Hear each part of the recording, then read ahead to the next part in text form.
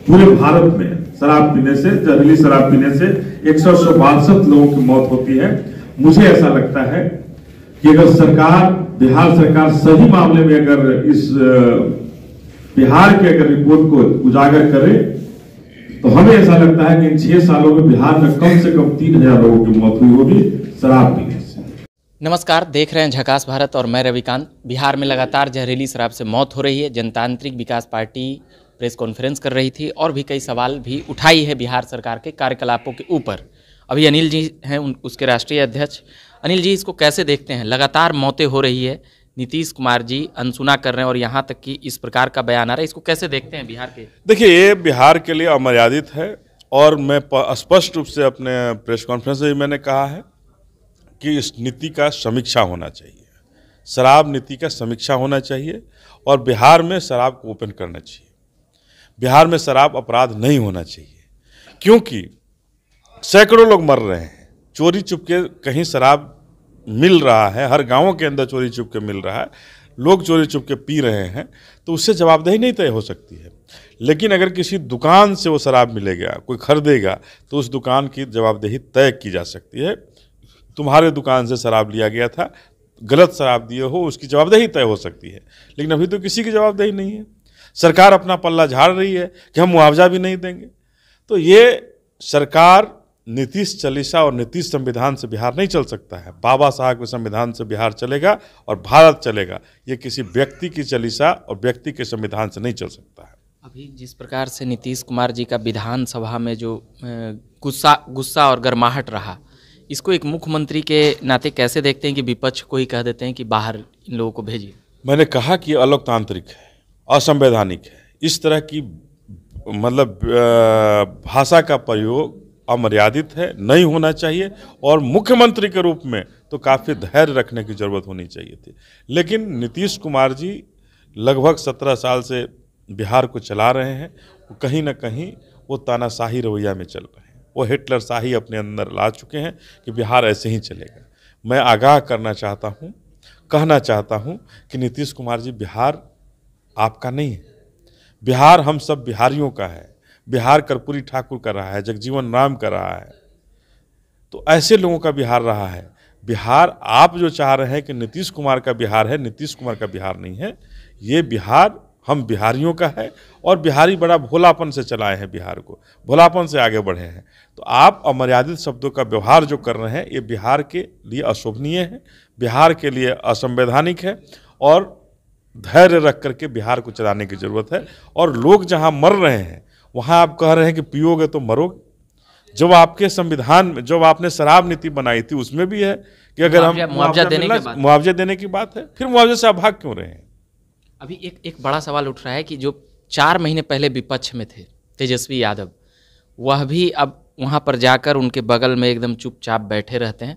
क्या ये तो सरकार की नीति है कि नीतीश कुमार जी के साथ हैं तो आपको उनका साथ देना होगा, उनकी मजबूरी है। और भारतीय जनता पार्टी की भी मजबूरी है, कल तक उनके साथ थे, आज बाहर आ गए हैं तो हल्ला करना है। लेकिन हम लोग यही कहना चाहते हैं, जनतांत्रिक विकास पार्टी यह कहना चाहती है कि बिहार में शराबबंदी पर समीक्षा होनी चाहिए।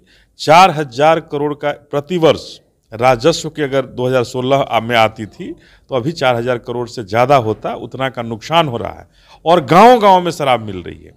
तो आखिर नीतीश कुमार ने एक माफी, आपके कहने का मतलब होगा कि शराबबंदी हटा दिया जाए? ये निश्चित रूप से शराबबंदी पर समीक्षा होकर करके इसको हटाने की जरूरत है, शराब को वैध करने की जरूरत है।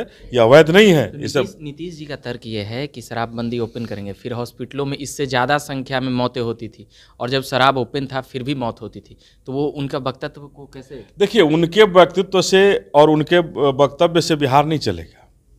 भारत में भी पूरे भारत में अगर बिहार को हटा दें तो सब जगह शराबबंदी तो नहीं है।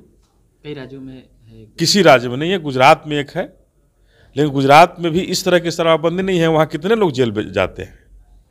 यहाँ तो रोज लोग सैकड़ों की संख्या में जेल जा रहे हैं और बाहर आ रहे हैं। जेलों के अंदर बोझ बढ़ा हुआ है। एक बात तो मानिएगा ना, जब से शराबबंदी हुआ है सड़क पे कोई ऐसे किसी को कुछ करता नहीं है पीऊ करके, तब हम लोगों को कोई डिस्टर्ब नहीं करता। तब फिर ये घटनाएं क्यों हो रही हैं? रोज यहाँ सैकड़ों की संख्या में लूट हो रहा है, पाट हो रहा है। आप लोग, अनिल जी, आप लोग जागरूक करते ना कि सभी पार्टियां, बीजेपी हो या कोई भी हो, कि जो सामने से पी रहे हैं वो लोग नहीं पिए हैं नहीं, शराब, हम पीने पर ही रोक लगवा हम दीजिए। ये कहना चाहते हैं, क्या पूरे विश्व में शराबबंदी हो सकती है? क्या पूरे विश्व में शराबबंदी हो सकती है? जब हम पिछले जमाने में चले जाते हैं, हजारों वर्ष पीछे चले जाते हैं, वहां भी शराब बिकती थी। राजाओं महाराजाओं का जो दौर था वहां भी शराब बिकती थी। अपनी शासन की नीति को स्पष्ट करने की जरूरत है। नीतीश जी गांधी का राज्य बनाना चाहते हैं। तो गांधी के राज्य में कहाँ, जब सरकार आजादी के बाद कहाँ भारत में शराबबंदी हो गई थी? मदिरा सेवन का विरोध, इसीलिए नीतीश जी नहीं, हम कह रहे हैं कि आजादी के बाद अगर गांधी जी का भारत बना था ना, तो गांधी जी ने तो पूरे भारत में नहीं रोक लगा दी थी, उस समय शराबबंदी नीति नहीं लगा दी थी।